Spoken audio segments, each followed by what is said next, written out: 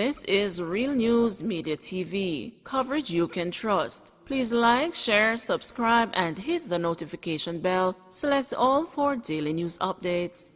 Good afternoon, my Real News Media TV family. Welcome back to the channel for another news update for February 14, 2023. And in the news this afternoon, Jamaica eye footage leads a seizure of illegal gun and arrest of 2 men. 2 men were arrested on Monday in connection with the seizure of an illegal gun along Marchpen Road in St. Catherine. It is reported that about 10:30 p.m., the Spanish Town Police searched an area known as Top Banks based on information from the St. Catherine Jamaica Eye. The police say a group of men was seen exiting a motor vehicle and entering an unfinished building with an object in hand. The men later exited the building without the object. Lawmen carried out an operation in the area and the building was searched. During the search, a 9mm pistol and a magazine loaded with several rounds of ammunition were seized. 2 men were taken into custody on suspicion of breaches of the Firearms Act. Wildman challenges extension of DPP's tenure. Attorney at law Hugh Wildman has filed a court document challenging the extension of the tenure of Director of Public Prosecutions Paula Llewellyn. Mr. Wildman told the news that he is asking the court to rule that Ms. Llewellyn not be allowed to continue operating in her current post when she reaches the age for early retirement once she passes the age of 60. He is also challenging her latest extension of tenure, claiming that the documents were never gazetted in keeping with the Interpretation Act, adding that he does not understand why the required documents were not gazetted. He contends, therefore, that Ms. Llewellyn has been serving in that post without that appointment being validated because the law demands that any such extension be gazetted in keeping with Section 31 of the Interpretation Act. In the absence of gazetting, she was never appointed, he therefore claimed. We are challenging any extension given to Ms. Llewellyn once she passed the age of 60 to remain in office as Director of Public Prosecution. Secondly, we are also contending that that first extension which she was given was never gazetted in keeping with the Interpretation Act.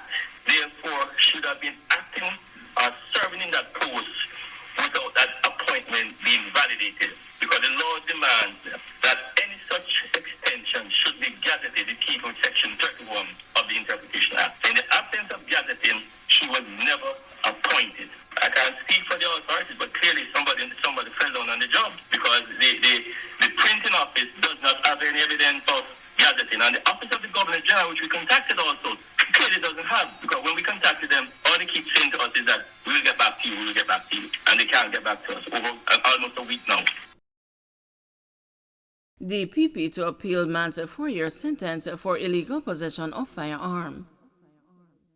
The Director of Public Prosecutions is to appeal the 4-year sentence handed down to Dennis Mundell for illegal possession of a firearm. Concerns were raised over the perceived light sentence handed down to Mundell in light of the mandatory minimum 15 years for illegal possession of firearm under the new Firearms Act. DPP Paula Llewellyn says Mundell was indicted under the wrong section of the Act. He was indicted under Section 45 instead of Section 5, which speaks specifically to the possession of an illegal firearm and carries with it the mandatory minimum sentence. She said upon further consultation and review of the Act and the specific facts of this case, her office has formed the considered view that the interest of justice may be best served if a review and appeal of the sentence is pursued in the Court of Appeal.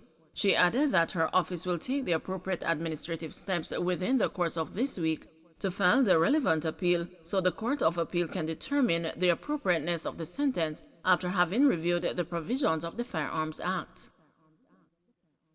Budget apathy shows the teacher clerk has work to do. When Governor General Sir Patrick Allen delivers the throne speech at today's opening of Parliament, many Jamaicans say they expect the administration's plan and budget to make no difference to their families' lives and livelihoods.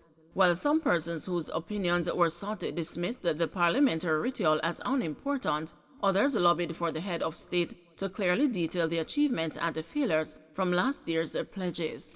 Several others canvassed by the news on Monday were ambivalent about the contents of the estimates of expenditure for fiscal year 2023 to 2024, which will be tabled by Finance Minister Dr. Nigel Clark. They argue that the budget is mostly over everybody's head. That means that Clark has a mountain to climb in selling the so-called Citizens Guide, an explainer that seeks to simplify the technical gobbledygook of how the government's revenues and expenditure are calculated. The guide was implemented in 2019 and is distributed in the national newspapers as well as electronically. It distills key achievements of the government, explains how the budget is prepared, and shows how financing is found and where expenditure is directed. High fines imposed under the newly enforced Road Traffic Act were high on the agenda of respondents interviewed on the street. The budget will unveil how much revenue the government is expecting to rake in from traffic tickets and fines for the upcoming year. Another respondent expressed distress over the fleecing of $2 billion from the Stocks and the Securities Limited account of Olympic great Usain Bolt and urged Clark to find fiscal space to repay the stolen money. Taxi operator Raymond Gordon has reservations about the 2023-2024 budget because he thinks the government does not keep its word. I think the ordinary Jamaicans have detached themselves from the government and government spending because it makes no difference. It's not like they ask your opinion on what to do. They're just doing and telling us what to do. So whether them spend or not spend, it's neither here nor there, said Gordon in a roadside interview on Monday. Andrew Holness has to be careful. He was seen as the hope. That's why he received such a landslide. But what we are seeing is the same kind of politics. So I'm telling him he needs to put on back his clocks and come back to earth, the cabbie said, referencing the Prime Minister. For technician Fitzalberto Forbes, neither the throne speech nor the budget has any value to ordinary people. What the Finance Minister has to do does not impact poor people, because sometimes they say things they are going to do, and at the end of the day, what they say they will do is not done, and nobody says why, Forbes told the news. Payroll accountant Monisha Taylor believes that ordinary people know little about government accounting. I want to know the breakdown for each parish, each community, or even how they do it. What criteria determine what is allocated where, as opposed to this rural area versus their urban area, the accountant said. These are the things that I am much more interested in, she added. An accounting clerk, Lysandra Ushall, is insisting on transparency. I would like to know the way the government uses taxpayers' money. I don't know how much it is costing the government to fix roads, to build road signs. It would be good to see what they are allocating to schools, the development of the inner cities, she stated. Philip Stewart, a Kingston tailor who outfits workers at a number of corporate organizations, says parliamentary opening speeches mean little to him.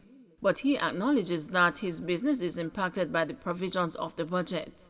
Over the years, I don't expect to hear anything at all that would benefit me. My clients are impacted because they hold back on everything until the budget is read. If the work is even available, they have to wait on the budget, Stewart told the news. Don't forget to like, share, subscribe, and hit the notification bell. Select all for daily news updates.